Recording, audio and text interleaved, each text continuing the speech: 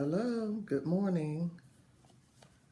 Sorry I was a little late this morning. This spring forward really has me today. So so just wanted to apologize for being a few minutes late this morning. Usually I try to be on the dime, but like I said, this spring forward is still dark here. It's rainy here in Philadelphia. And good morning, Roz. Good morning. Um, So, for those of you who are just popping on this morning, my name is Marquisa Williams. I'm the CEO and founder of Elevate Leadership Enterprises. Good morning, Bruce. Good to see you this morning. And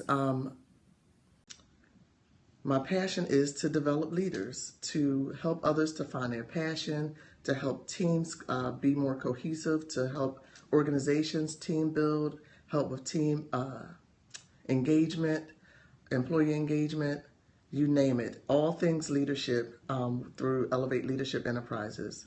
So good morning, everyone. If you're joining for the very first time, again, I do these Periscopes every single Monday at 8:30 a.m. Eastern Standard Time, and I love to just share tips on leadership. Last week, before I begin jump into the topic, if you don't mind, please share, tap your screen for hearts. Someone had reached out to me and asked me how did they give hearts. So I guess it was an assumption that you know how to give hearts. So you tap the screen to give hearts. If you want to share with others, you get for Android users is up, and I believe you swipe up, and for iPhone users you swipe to the left or the right. So just wanted to give that quick tip on how to tap the screen, how to give hearts. To answer that question, you tap your screen. And to share, you swipe to the right or left for iPad and up for Android. I think I got that right. All right. So last week I spoke about teams, our whole theme around March Madness, how teams are involved. We see these basketball teams, they are competing against each other for this NCAA championship, for an end game, for an end result to win something. And we talked a little bit last week about how to establish your teams. It was some very critical things that I shared in regards to that. Before you can have a team, you have to think about how to build them.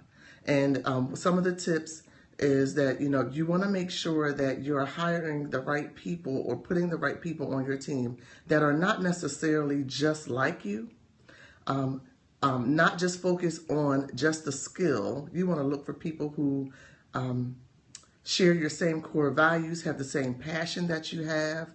All of those things matter when you are trying to establish a team. So today, I want to talk to you, and if you missed that scope, you can go to my YouTube page and you would just type in my name, Marquisa Williams, and you'll find all of my previous leadership lifts there. And you will see the topic on March Madness and teams. So you can definitely check that out to take notes on that topic. So today I'm going to talk to you about how do you develop a team that you cannot necessarily handpick. You have no choice who is going to be on your team. How do you accomplish a goal? How do you remain cohesive? How do you develop a high performance team with people you don't know, that again you never chose before, and didn't have a say in who you received? I know in my career in corporate America, that was pretty much my mantra. Did not have, as a supervisor, I did not have the ability to handpick the people that I wanted on my team. You become a supervisor, you get placed on a team of employees, and you learn to work with them. And over my careers, I was bounced from team to team to team, just reestablishing, reinventing myself, reinventing these teams to be high performance teams. So it is doable to have and to be effective as a leader and develop high performance teams, even when you do not know the people that you're going to get. So it takes some research. It takes some things that will help you with that. And that's what I want to share with you today.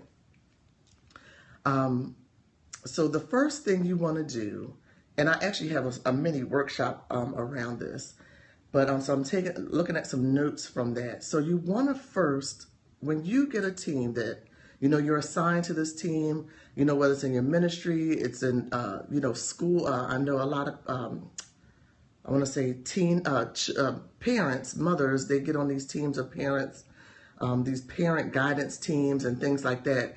And they have to work together for fundraising, all those things. How do you do that? How do you work with a group of people? How do you still develop and still progress?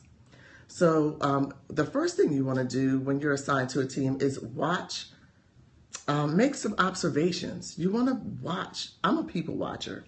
So that could just be, just me, but it's still valuable, even if you're not, or do not consider yourself a people watcher. You want to observe different personalities, and we talked about that last week, about personalities, having how personality types does contribute to your success in your teams. So watch different personalities to get a sense of who's who. Who are the chiefs? Who are the Indians? Who are the leaders? Who are the go-to people? And who are the followers? You want to start establishing that when you are placed in a setting or a team that you did not necessarily put together. Get to know and observe the people that you will be leading. So in addition to that, whether you're in a corporate setting, ministry, at home, whatever that is, you want to set up time with those individuals that you will be working with and that you'll be leading. I'm telling you, you have to get to know your people. If you do not do that, if you have a game plan in your mind and saying, look, I'm just going to go in there and this is what I'm going to do, this is what we're going to say, this is how it's going to be, wrong. You're setting yourself up to fail. Like I said last week, you want to have a vision, you want to have a plan. That's right, Roz, know your people. You got to know your people. So you got to have all of that, but you can't just go in mowing through people and just establishing things. It takes time. There are necessary steps that you need to have, that you need to take. So again, you want to make some observations. Who's running the ship? Who's knowledgeable? What skill sets do they have? Make all those things. Start taking notes about what you're seeing on those teams, about the people. So again, and then after that, you want to meet with them as a group, to see how they are, see how they're feeling, what they're thinking. Do they like their jobs? Do they like their roles? Do they have a passion for what they do? All of that, you want to find all that stuff out collectively. That'll give you some insight on how they work together. You'll start to observe body language if someone's talking too much, and then there's frowns over here, or someone's too quiet and everyone's over talking them. You want to observe all of that because you're going to have to address all of what you're seeing when you are put into a team that you have no control over. You want to watch those things. So you want to set up a meeting with them, talk about, and also in that you want to introduce yourself, be personal with them. People are not willing to follow, even if they've never met you before, they don't know something about you.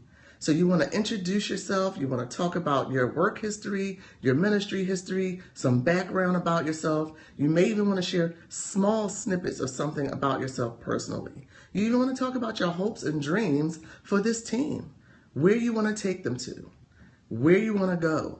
All of those things are necessary when you are just stepping into a team of people that you may have not met before. So that's just your starting point. Okay, so as I said, you want to get to know them as a group. You want to observe team dynamics that was already in place and see how they interact with each other. Then you want to set up some one-on-one time with each individual, because some people may not say things in a specific group, in the group that they may want to say to you in private. It doesn't necessarily have to be something bad or gossip, but some people are just private. And you may get more out of that conversation if you meet with those individuals one-on-one. So you want to know, you may have, I guess, some insight into the individuals, their skill set, what they bring to the table, some of that. But you don't want to give that to them outright. You want them to tell you all about them. That one-on-one time is all about knowing them. It's all about the people. If you've been following me for a while, you know I'm big on people, big on understanding people. I believe it makes a world of a difference in how they perform, how they think, and how they interact with each other and with you as their leader. All right. Yes, Roz, simply make intentional love encounters. I like that. Yes, one-on-one. Yes. If you don't know, Roz, she has a book on smiling. It is an awesome devotion. Roz, if you could put your website or information where people can look up your book, that would be awesome. Awesome. It's all about keeping those smiles going and keeping moving in the midst of your day. So the other thing you want to do is, again, discuss your their personal goals and dreams. It shows that you're interested in them as well. So you want to tap into all of that. You want to then begin to identify their gifts and talents over time and use them for projects and other development opportunities. Those one-on-one experiences with those that are on your team makes a world of a difference. It actually helps you to create your plan. Who you can use, who's gifted or talented in a particular area, who has passion for a certain thing. You want to know all of those things. So that one-on-one time with them is very, very, very important. You definitely want to make sure that you're tapping into them. So once you gather all this information, you had the groups, you introduced yourself, you did the whole one-on-one thing. You want to use all of what you learned and observed to your advantage. So my mantra is everybody has a job on a team. I don't care if it's sending out the mail every day or sending out an email or something like that. That is very key. Everybody has a responsibility on the team. No one is left out. So all the things that you heard about them in your one-on-one, your groups, all of that, you want to start creating a function, a responsibility for everyone on the team because it helps them to stay engaged and you will find they will feel valued and want to contribute to the success of your team.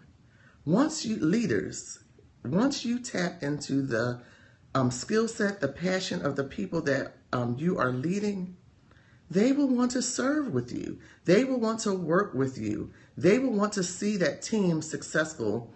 In addition, they're going to see that they can be successful individually and that it really creates a win-win situation for you. So key things is you really want to get a chance to know those teams, the people that's on your teams. Again, even if you do not have a choice of who you select for your team, you can still add value to everyone that's on the team and still accomplish your goals. All right. So if you hear me out there, show me some hearts, show me some, I know it's dreary, it's spring forward, and we're a little groggy this morning. All right. Dr. Marquisa, okay. Okay, sister. All right, Roz. But then you can see, you can go to Amazon to order my sister Roz's book. All right. So we go into developing and equipping. So we want to, as leaders, we want to also, thanks Terrell. Oh, I miss you. I hope we have another class together. So let's stay in contact. Let's stay in contact. Develop and equipping is the next piece. So provide them with resources to help them to maintain high results. Absolutely high results, high individual performance, high an increased knowledge of their job, their responsibilities, what you expect for them on the team. You want to provide them with resources. Once you get to know them, you may find that someone can speak very well. They're your engaging person. They speak very well, but guess what? They may not be, yes, invest in them, absolutely. But they may not be technology savvy. That comes up. So then you want to give them resources to develop in those different areas. So you want to keep the momentum going. Yes, delegating becomes easier. Absolutely. I'm probably the queen delegator. I think I am. But it benefits the people who I'm delegating to. And that's a good point, Roz. You don't want to delegate things to people who may not be appropriate for that job. Delegation, just to delegate to get it off your plate, does not work. You have to know the skill set. You have to know the talent of the people that's on your team. Great point. Yes, yes, yes, yes. So again, you want to provide them with resources. You want to create a plan to help those who are even not performing well. You'll see that down the road also, because everyone on the team may not be to this high standard. It's an opportunity for us as leaders to develop and get people to where they are, because that person, though they may be a flat performer, they may be flat in their skill set, but they have the heart to want to serve on your ministry. They have the heart to serve on your team and want to connect with others. So you don't want to just throw them away. You want to create a plan for them to succeed, because at the end of the day, that's your team. You're responsible, and those results, your goals, all of that is still tied back to the leader. Whether you succeed or whether you fail, it is all on the leader. So you want to pour all that you have. Yes, they're all on the escalator at their level. I love that. I love that. Everybody comes in different. And again, we're talking about a team that you have no control over. You're walking into this team of people that you have no relationship with. You had no choice in the matter. So you have to take this time. You have to take this time. Absolutely, Terrell. Good delegation frees up time for the leader. Yes, yes, yes. Woo! That speaks a whole lot. Absolutely. But when we do this, when we give them resources, we equip the people that are on the team, it shows that we are not against them. We are for them. We are in it with them. We are partners in their development. We are partners in their success and the team's success as well as our own. All right? So it speaks volumes when we develop and equip others as well. A big thing we want to do, yes, abide together. So the big picture thinking is another key factor. Is you want to make sure, we can't walk into a team and assume everybody knows the end game, that everybody knows the big picture, that they know how what they do each and every day ties in to your end goal and to the big picture, whether it's accomplishing results in a corporate setting, whether it's to accomplish a ministry project, anything.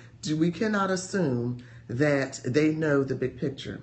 So we want to give whether it's your employees or your teams, the answers to the reason that they exist on those teams, the purpose for which they work, and how it ties into the overall success of your company, your ministry, or just your team in general. They have to know the end game.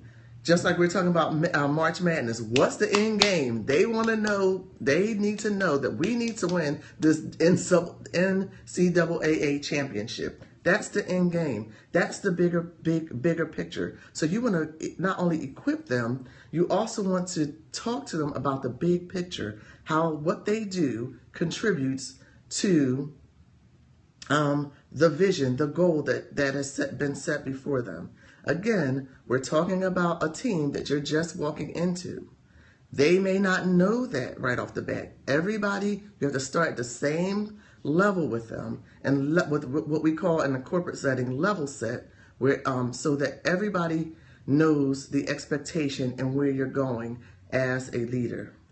We got it. Thank you so much for the hearts. I'm hoping that this is benefiting you along the way. Ohen Marsh, what is your first name? I'd love to know your first name. This is great stuff. You're giving me some great tips. I might have to tap into Olaf. Olaf, if I'm saying that correctly. But I may need to utilize you and talk to you. You're sharing some great tips here as well. So big picture thinking. Everybody needs to know where you're going. We talked about that last week. If there's no vision, if you don't write it, make it plain, no one knows how to follow you. No one knows, they won't know how to run after that vision if you do not share that with them. So being a leader, I find it can be, sometimes it can be rather exhausting because there's a lot of work involved, especially when you're walking in a team that you have no control over. You did not put that team together. So along with the big picture thinking, you want to educate Yes, yes, absolutely. Vision casting helps pulls in the right fish. You got it. You got it, Terrell. So we must educate. We must educate them on their jobs, the reason why they exist, as I stated. You want to educate them on what's expected. You know, whether it's a metric in the corporate setting, in your business, and why what they do is important. You want to tell them why they contribute, why it's important. You want to educate on the expected end result, as I mentioned, and you want to educate them on your views, your core values, what the company's mission statement is. Everybody needs to know all of these facets in order to really understand that their contribution is important and why they're doing what they're doing.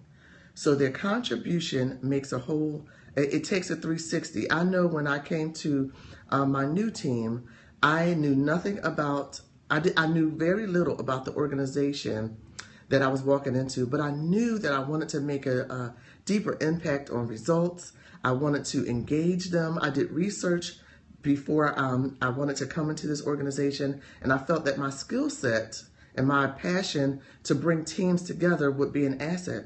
However, I did not know the people that I was going to encounter, and I did not know the organization very well. So that meant someone had to educate me, I had to educate myself, and I had to get a chance to learn the people and also educate those who were involved what my end game was, and the big picture. So education, teaching. A lot of people want positions. They want to lead a team, regardless whether you set it up or not, or you walked into a team, and they just want the position. They're not willing to teach and to mold and to guide and to develop others. They just want to walk in and have authority and power. That's not all it. To have a high-performing team, everyone needs to know what's going on. Otherwise, you'll have everyone working in silos, working in their own box. Now, let me just tell you this quick example. I took my grandson to Rita's on Friday, and the line was out the door. And this place is typically not super crowded. And so once I get into the, finally get inside the building, I can see what was going on behind the counter. And let me just tell you, there was no adult supervision, number one. There was no true guidance behind the counter. There were people who were literally standing at their stations watching their teammates just run on their own without any assistance. So it was just, it was frustrating to watch. You saw the one girl standing by the pretzel station because that's all she did was just the pretzels. Then you had the person who, who was ringing up the cashier, all those things. They stayed in their own lanes instead of working together to get the line moving and getting the crowd out of the space.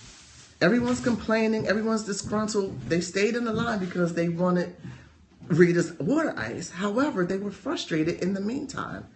So I wanted to share that analogy is that everyone needs to know where you're going. They need to know how valuable it is to work together and to collaborate and not stay in their own lane. So education of a team, the people that you are leading and serving is very important. Otherwise, I'm telling you, you will run the risk of silos. Yes, we see it in churches, we see it in corporate settings, we see it in community-based projects, all of those things. I'm telling you, it is just a mess. So it behooves us as leaders to educate everyone, all the players of the team on how they bring value and how they bring people together. What is their purpose? Everyone needs to know, at the Readers, the end game is to serve the customers. Make sure that they get in and out. Make sure that they get the right order. Make sure everyone is on a timely fashion, not just standing there watching everyone in frustration. So there was a lack of guidance in that store. And let me just tell you though, thanks for joining, Olaf. I hope to see you again on the next Leadership Lift, 8:30 a.m. Eastern Standard Time. So again, it is important that we do educate our team. So let me just go to the next theme. So what can you expect? And I know I started a little late this morning, so I just want to give you a couple more nuggets. If you don't mind sticking in there with me. If not, just jump back in on the replay if you have to go. I know we all have to get to work. So what can you expect after you've done all of this education and getting to know those individuals? You need to know that there will be resistance. Absolutely. Everybody will not be on board.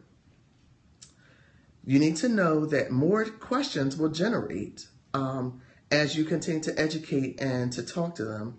And you also, one thing that is critical is change is not going to happen overnight. The cohesion is not going to happen overnight. The collaboration is not going to happen overnight.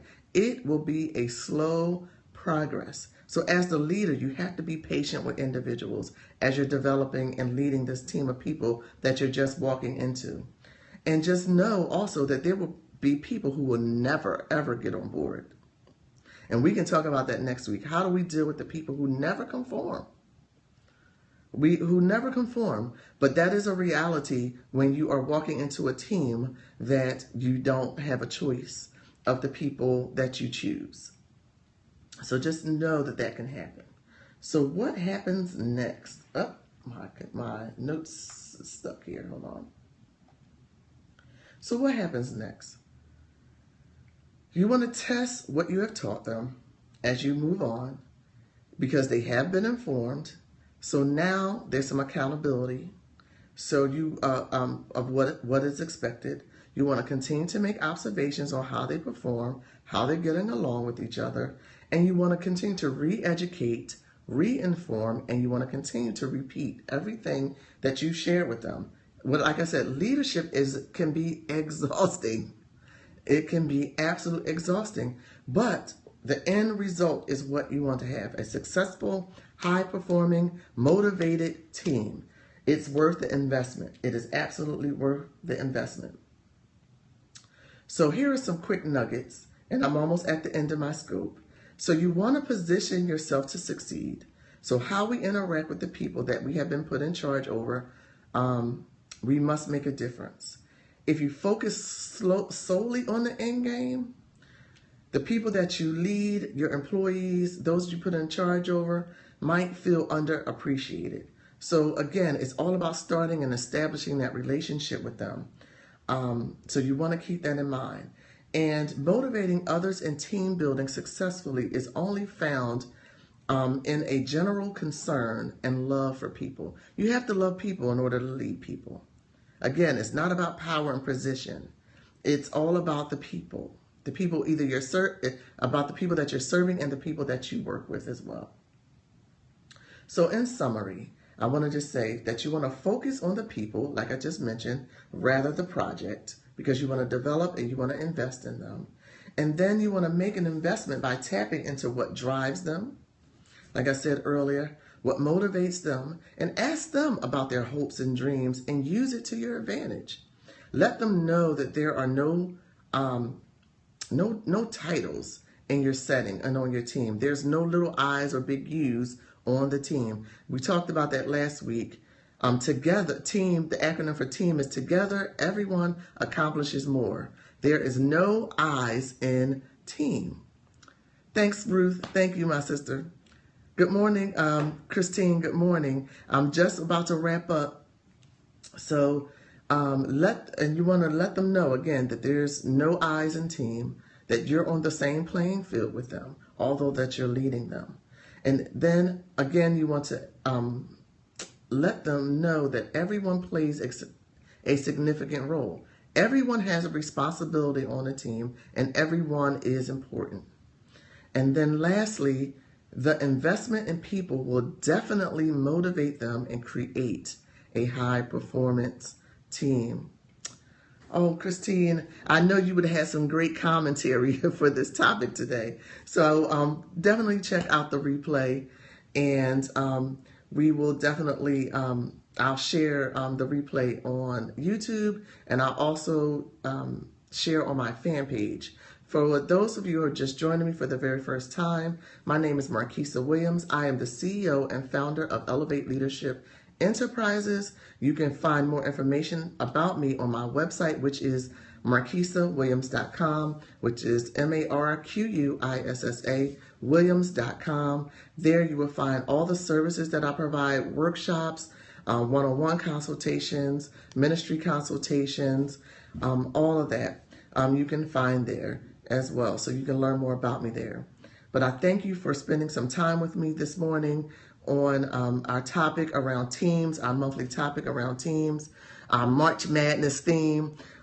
Together, everyone accomplishes or achieves more is where we're going. So today we talked about how to have develop a high performance team with a team of people that you did not have a choice or that you did not have to create. So again, thank you. Have a wonderful, wonderful Monday, and I will see you soon.